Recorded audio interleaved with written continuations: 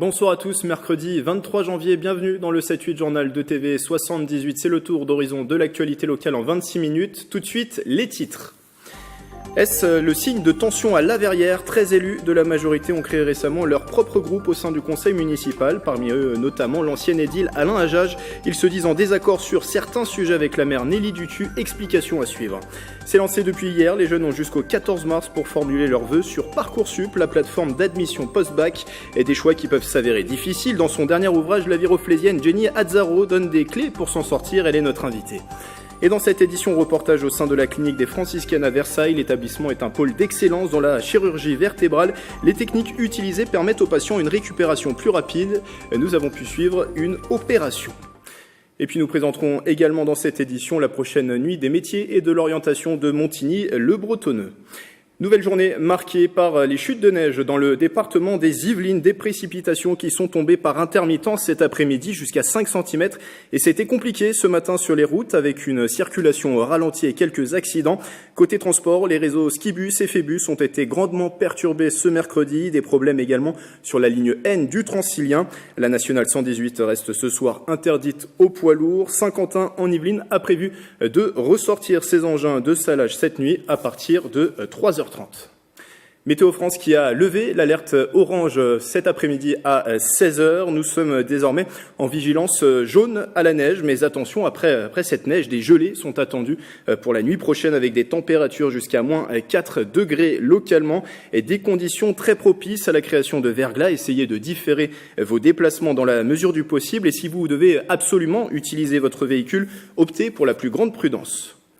Politique locale, une division au sein du conseil municipal de La Verrière. Depuis décembre, un groupe appelé Rassemblement des élus pour La Verrière s'est créé au sein de la majorité. Une façon d'afficher les désaccords sur certains projets de la maire Nelly Dutu. Les précisions de Nicolas Dandry. Des vœux 2019 à La Verrière avec des élus absents peut être le signe d'une certaine tension. 13 élus ont créé au sein de la majorité le groupe Rassemblement des élus pour La Verrière le 12 décembre dernier. Parmi ces élus, l'ancien maire Alain Hajaj, contraint de démissionner en 2016 pour raison de santé et de céder son siège à Nelly Dutu. Ce qui se crée, c'est qu'il y a, sur certains sujets, on estime qu'on n'est pas entendu, qu'il y a un manque de concertation ou autre chose. Vous voyez ? Donc nous, notre démarche, elle n'est pas, on n'est pas dans une confrontation. Nous, on est constructif, on sera constructif jusqu'au bout et toujours force de proposition. Ce qui est sûr, c'est que sous Alain Hajaj, on n'avait pas ces couacs et ces petites tensions qui peuvent aujourd'hui exister. Voilà, sous Alain Hajaj, il y avait une liste qui était forte, rassemblée. À l'origine, le conseil municipal du 12 décembre dernier avec une délibération concernant la nouvelle crèche du quartier Orly Park. Des divergences au sein de la majorité concernant son emplacement qui entraînent la création de ce groupe. Sincèrement, moi, j'en suis étonnée. Je prends acte de la création de ce groupe. On va se parler et puis l'idée quand même est de retourner aux élections unies parce que ce serait quand même dommage qu'avec tout ce qui s'est fait depuis 30 ans sur cette ville, notre opposant politique se serve de tout ça dans un panier, quoi. On espère surtout du calme, que les dossiers puissent avancer, que les esprits retrouvent la sérénité et la concorde pour cette nouvelle année. On prépare bien évidemment l'avenir, on a des projets, on a une équipe motivée, on a plein d'envie, plein d'enthousiasme. À l'approche de l'élection municipale de 2020, Nelly Dutu souhaite avoir des discussions sans exclure de se représenter. Politique locale, toujours on accueille sur ce plateau Marilène Yapichino. Bonsoir. Bonsoir. Lundi soir avaient lieu les vœux de Montigny-le-Bretonneux et le maire Jean-Luc Ourgaud a dressé un bilan de l'année 2018. Oui, et plus qu'un bilan de 2018, c'est même un bilan de son mandat que le maire de Montigny-le-Bretonneux a dressé à la ferme du Manet. Il affirme que ses objectifs sont atteints à 90% et pour 2019, 4 gros chantiers seront attaqués. Ce qui attend les habitants de Montigny, c'est la poursuite de notre programme. Je pense qu'on a la chance d'avoir, comme je l'ai dit, une ville qui financièrement est très bien gérée. Donc la plus belle réalisation va être bien sûr le Forum des Arts Charles Aznavour qui va sortir de terre. Là, on commence les travaux au mois de mars. Et puis après, le club Le Village. Ensuite, le centre de la petite enfance à la place de l'école Samin et la maison de santé pluri-universitaire. Ça, c'est vraiment, je veux dire, ce sont 4 beaux projets qui vont contribuer à, achever le programme sur lequel on s'était engagé. Et Jean-Luc Urgault est également revenu sur la fibre, une histoire de longue date à Montigny dont il espère enfin un dénouement. SFR s'étant engagé il y a quelques jours à mettre la fibre en place dans la ville. Et concernant le grand débat national qui se tient en ce moment, Marianne, c'est jusqu'au 15 mars, comment cela va-t-il se mettre en place à Montigny ? Alors là-dessus, le maire a été très clair. Il remplira son rôle de maire en facilitant l'organisation de ce grand débat, mais il n'en sera pas l'animateur, puisque selon lui, les sujets soulevés sont nationaux. Merci Marie-Hélène pour ce point d'information. On va regarder tout de suite votre reportage au sein de la clinique franciscaine à Versailles. Un autre sujet, celui de la chirurgie vertébrale. L'établissement yvelinois est pôle d'excellence dans ce domaine des technologies de pointe que vous avez pu observer lors d'une opération. La préparation est plus longue pour un rétablissement plus rapide. Dans cette clinique de Versailles, à la pointe de la technologie sur la chirurgie vertébrale, la chirurgie est mini-invasive. Le but est d'être le moins agressif possible, de faire saigner le moins possible, d'ouvrir le moins possible pour prendre le moins de risques possible. Pour cela, le bloc opératoire a un équipement spécial, encore peu répandu de par son coût. On a des moyens d'imagerie avec des systèmes de guidage, des systèmes de reconstruction tridimensionnelle qui vont aider le chirurgien à voir aussi bien que s'il avait ouvert complètement, à guider son geste et à rendre le geste, encore une fois, moins lourd pour le patient en fait. Cette machine, appelée O-arm, scanne une première fois le patient pour prendre toutes les mesures nécessaires au chirurgien. Et les images 3D, une fois qu'elles vont être acquises, elles vont être injectées dans la navigation pour virtualiser en 3D. Comme vraiment, c'est le principe grossier, on va dire, du GPS qui repère une voiture sur la route. Nous, on va repérer des instruments chirurgicaux sur la colonne, en fait. Ces instruments, il peut désormais les retrouver sur son écran qui va l'aider à opérer de façon très précise. Pour ce patient atteint de scoliose, le docteur Lepeintre va retirer 3 disques de la colonne vertébrale et les remplacer par des implants. Après plusieurs mesures de précision, le chirurgien peut introduire une broche puis son système d'écartement pour aller chercher le disque à retirer. Le tout sous couvert d'un neuromonitoring pour s'assurer que l'opération n'est pas agressive pour les racines nerveuses. Vas-y, tout doucement. Stop. Une fois le disque totalement retiré, le chirurgien peut placer l'implant et n'hésite pas à s'y prendre à plusieurs fois, en contrôlant chaque geste par le scanner. Oui, on a des repères radio-opaques sur l'implant qu'on met et on les aligne à des structures anatomiques bien précises pour que l'implant soit positionné comme on le désire. Et là, il est positionné comme on le désire. Voilà. Plus que 2 disques à remplacer pour que le patient ressorte sans ses douleurs de dos. Au total, l'opération dure environ 1h30. Face, peut-être. Il est installé face à la gare de Poissy depuis mai dernier. Le puits de carbone a eu un réel impact sur la qualité de l'air. Premier bilan positif dressé par Suez après 7 mois d'expérimentation. Cette installation qui capte les polluants grâce à la photosynthèse aurait absorbé, selon la direction, autant de CO2 que 50 arbres. Ce test est le 3e de cette nature en France, après l'installation depuis à Paris et à Colombes dans les Hauts-de-Seine.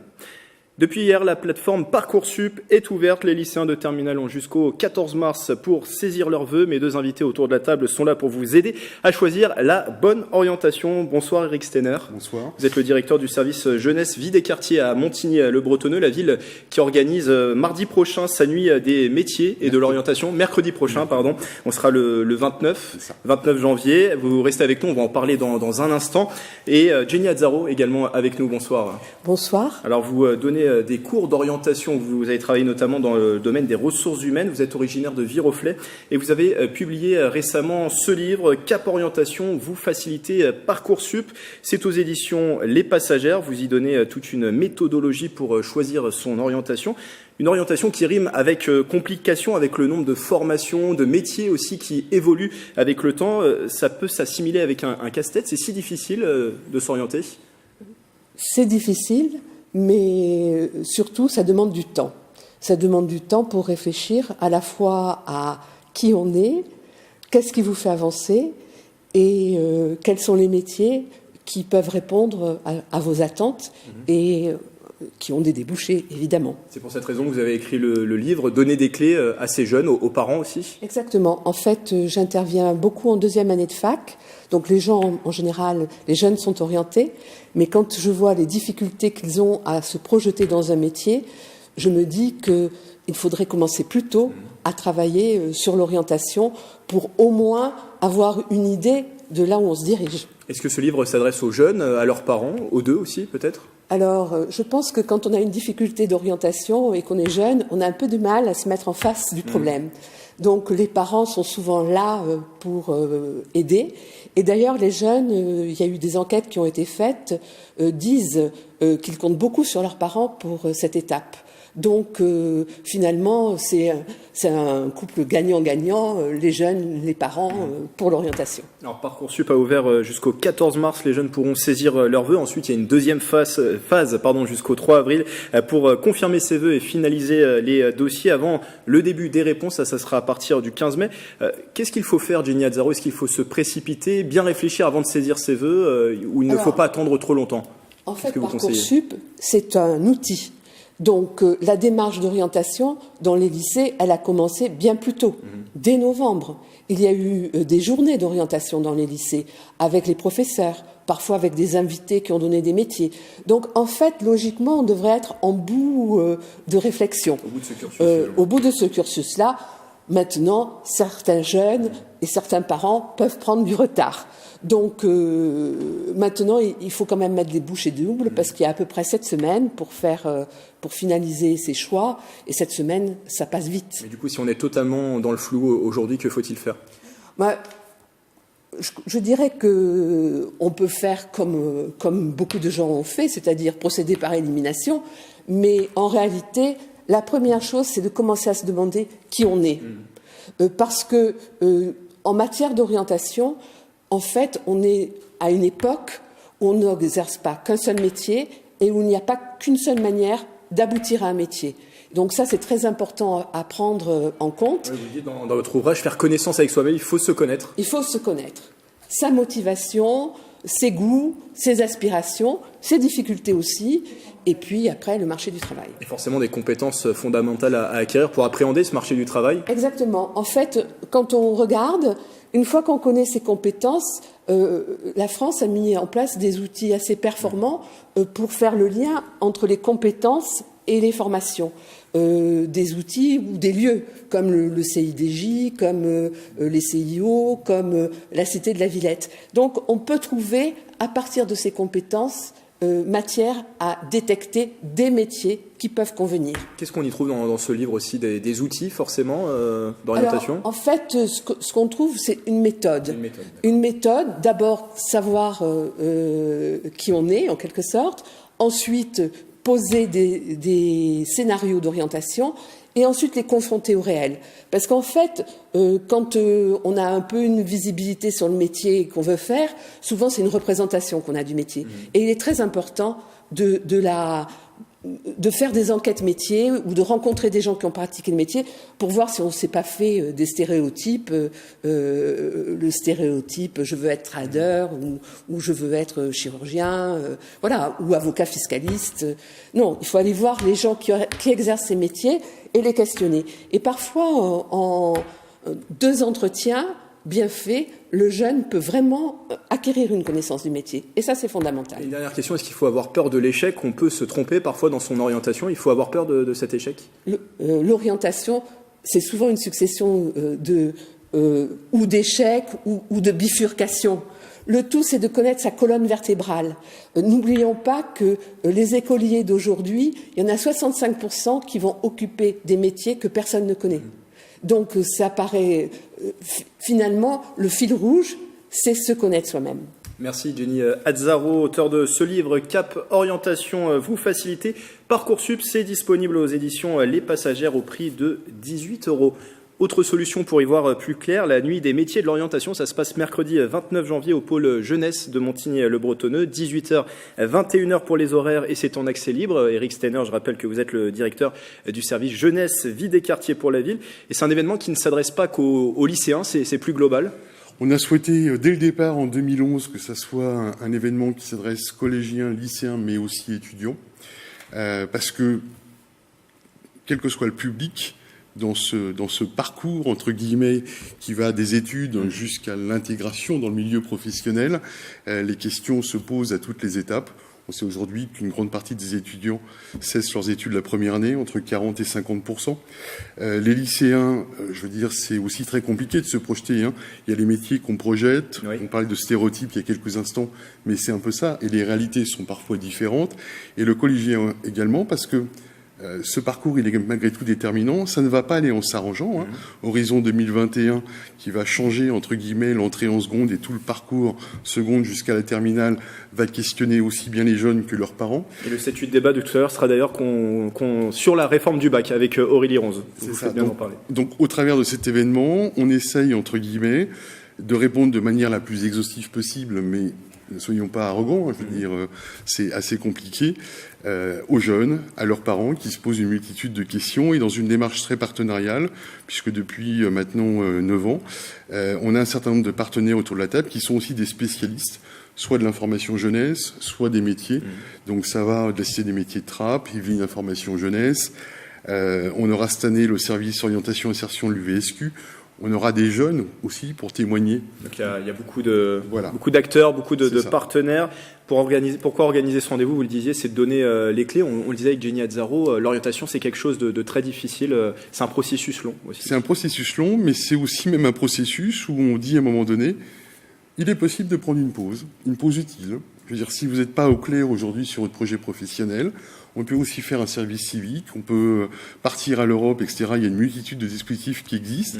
Et ça peut aussi être utile pour faire mûrir, entre guillemets, à la fois qui on est, et du coup un projet professionnel derrière. Et sur l'horaire 18h, 21h, c'est pour faciliter l'accès à tout le monde, à dire les jeunes après leur journée d'école, de collège, de lycée, et les parents après leur journée de travail. Voilà, et puis on essaie de faire ça dans un contexte un peu convivial. Il y aura même un grand jeu, un escape game autour de l'orientation. C'est un bon horaire en fait, que ce soit les étudiants lycéens, collégiens, les parents sont disponibles, etc. C'est plutôt un bon horaire. On a lancé ça en 2011. Chaque année, ça marche très bien. Après, les gens peuvent revenir tout au long de l'année, parce que c'est un service quasiment permanent, mais c'est un moment qui permet de lancer quelque chose où tout le monde peut être disponible. Vous parlez d'escape game, on pourra enquêter sur les métiers, sur l'orientation, c'est-à-dire qu'on peut s'amuser avec l'orientation. Tout à fait. Tout à fait. Ça fait partie des choses où on a le droit de jouer aussi autour de ça. Alors vous avez évoqué un petit peu le contenu. Ça sera divisé en plusieurs pôles cette nuit des métiers de l'orientation. C'est ça. On aura un pôle autour de l'apprentissage. On aura un pôle, bien sûr, autour de Parcoursup. Un pôle l'UVSQ sur orientation, insertion. Vous parliez tout à l'heure de la participation de jeunes qui sont déjà dans les études et qui peuvent témoigner, ils sont passés par là, c'est important d'avoir leur témoignage. Oui, parce que lorsque les jeunes parlent aux jeunes, généralement, ça a une voix qui porte un petit peu différemment. Et je trouve que ça a sens, c'est quelque chose qu'on souhaitait depuis longtemps, on y est arrivé cette année. Parce que effectivement, il y a des portes ouvertes dans les lycées, dans les universités. On rencontre souvent les enseignants, etc., etc. Ça n'a pas la même portée lorsque ce sont des jeunes qui expliquent comment s'est passée cette intégration dans leur parcours avec d'autres jeunes. J'ai noté un pôle également individuel pour faire connaissance avec soi-même. On en revient à ce qu'on disait tout à l'heure avec Jenny Azzaro, bien identifier ses volontés, ce que l'on veut faire plus tard. Oui, et bien identifier, c'est pareil. Je veux dire, faut pas non plus dramatiser la chose. On rentre dans une époque où on ne fera plus un métier, mais probablement plusieurs métiers. Donc je veux dire, voilà, ce qui est intéressant, c'est de savoir qui on est, quelles sont les aptitudes qu'on a, les appétences qu'on a, et ensuite de voir avec ce package comment on peut rebondir vers quoi, et on peut très bien démarrer dans une filière avec un métier en tête qui débouchera en fait sur d'autres métiers. Ce qu'il faut aller chercher, c'est ça, c'est ses appétences, ses aptitudes, ses envies. Il ne faut pas dramatiser la chose. Une nuit des métiers et de l'orientation, je vais y arriver, qui est en accès libre et gratuit. C'est important de le préciser. Merci Eric Steiner d'avoir été avec nous. Je rappelle que cette nuit est programmée le 29 janvier. C'est au pôle jeunesse de Montigny-le-Bretonneux. C'est au Parvis des Sources. Rendez-vous de 18h à 21h. Et je le disais tout à l'heure, l'éducation qui sera d'ailleurs en question dans le 7-8 débat. Aurélie Ronze et ses invités parleront de la réforme du baccalauréat. Et le 7-8 débat, c'est à retrouver juste après ce journal. Les Yvelines qui confirment être une terre propice au cinéma. Plusieurs comédiens font partie de la liste des nommés pour les Césars 2019 dévoilés ce matin. Parmi les potentielles meilleures actrices, Mélanie Thierry qui a grandi à Sartrouville. Elle concourt pour son rôle dans La douleur, un film d'Emmanuel Finkiel adapté de l'œuvre de Marguerite Duras. Et dans la catégorie du meilleur acteur, dans un second rôle, le Versaillais Denis Podalides pour Plaire, aimer et courir vite de Christophe Honoré. Et 10 nominations pour Le Grand Bain de Xavier Legrand et Gilles Lelouch avec au casting les Yvelinois Guillaume Canet et Alban Ivanov. Enfin, la présence également à noter dans les meilleurs décors et meilleurs costumes d'Un peuple et son roi, tourné notamment au château de Versailles, 44e cérémonie des Césars le 22 février prochain. Mercredi, jour de sortie d'ailleurs au cinéma, Omar Sy est à l'affiche de Yao, un film qu'il a lui-même coproduit, réalisé par Philippe Godot. Le scénario, un acteur célèbre né en France qui vient pour la première fois sur la terre de ses parents, le Sénégal, pour présenter un livre. Il va nouer des liens sur place avec un petit garçon, Yao, qui a fui son village et parcouru plusieurs centaines de kilomètres pour rencontrer la star. L'histoire rappelle forcément celle de l'acteur de trappe, même si Omar Sy n'a lui-même jamais coupé les ponts avec ses origines. Direction Saint-Cyr-l'École à présent pour notre petit tour hebdomadaire des cinémas du coin. Présentation de la programmation aux yeux d'Elsa. C'est au micro de Patrick Jacques de Dixmude. Le film que nous vous conseillons au cinéma cette semaine, au cinéma Les Yeux d'Elsa en particulier, c'est le film Edmond. Alors c'est un film de Alexis Michalik qui est sorti récemment et que certains d'entre vous ont peut-être hésité à aller voir, se disant « Ah, je n'ai pas vu la pièce de théâtre, j'aurais préféré voir la pièce avant, etc. » Moi je vous dis que il faut voir les deux de toute façon et puis que vous allez voir quelque chose de complètement différent. Alors évidemment le récit de la pièce de théâtre et le récit du film sont les mêmes. Petit retour en arrière, la pièce de théâtre, 2017, Edmond, grand succès dans le théâtre privé, 5 Molières, enfin un véritable succès à Paris et en tournée en province. Le film donc vient d'être réalisé et sorti en adaptation à ce récit théâtral. Le film est réalisé par l'auteur de la pièce et il s'amuse vraiment dans ce film à travailler du cinéma. Évidemment, au théâtre, on est face à des acteurs sur une scène et comme vous le savez, le film nous parle de la réalisation, de la conception de la pièce Cyrano de Bergerac par Edmond Rostand. Et bien là, dans le film, il va nous faire ce qu'il ne peut pas faire au théâtre, c'est-à-dire qu'il va nous faire entrer dans la pièce, monter sur scène, être avec les acteurs, être avec les comédiens, tourner avec eux. Je vous préviens, cher Myrmidon, qu'à la fin de l'envoi, je... louche ? Je touche. Nous allons modestement créer ensemble un chef-d'œuvre. Je vous conseille véritablement vivement. C'est une très très belle histoire d'amour, c'est une très belle histoire d'amitié, c'est une très belle histoire de création et c'est une très belle réflexion du cinéma sur le théâtre. J'espère que vous viendrez le voir nombreux ici au cinéma Les Yeux d'Elsa cette semaine, la semaine prochaine et partout ailleurs en France. C'est un film qui vaut vraiment le détour. Et puis peut-être que votre enfant préfère le chant au cinéma. La maîtrise du CMBV est faite pour lui. Ce week-end, le Centre de musique baroque de Versailles organise une journée portes ouvertes pour découvrir le quotidien de ces jeunes du CE1 à la 3e. Une première étape avant un recrutement peut-être à la rentrée prochaine. Mélanie Poquet.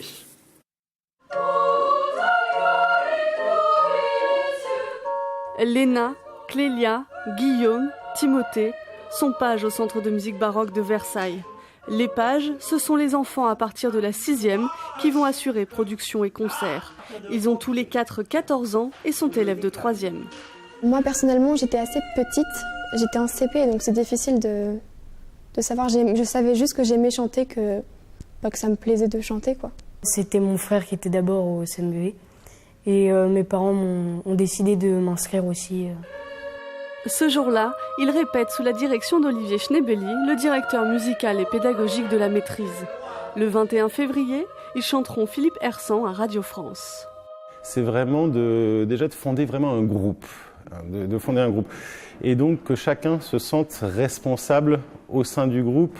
Donc à différents niveaux de responsabilité, évidemment, je ne vais pas avoir les mêmes exigences avec des jeunes 6e qu'avec des grands 3e. Avec ce sentiment qu'on développe chez eux, ça amène à plus de plaisir, ça amène à moins compter le temps qu'on passe en répétition.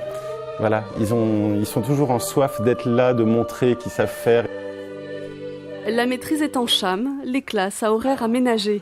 Le matin, ils sont à l'école et au collège. L'après-midi, cours de chant et répétition au CMBV. On va au collège généralement de 8h à 13h ou 14h. Et puis on arrive au CMBV et juste après, on commence la répétition. Après, généralement, on a une pause d'une demi-heure et jusqu'à 17h, 17h30, on continue de la répétition. C'est peut-être 3-4 heures par jour, mais c'est comme des cours normaux, donc on s'y fait rapidement.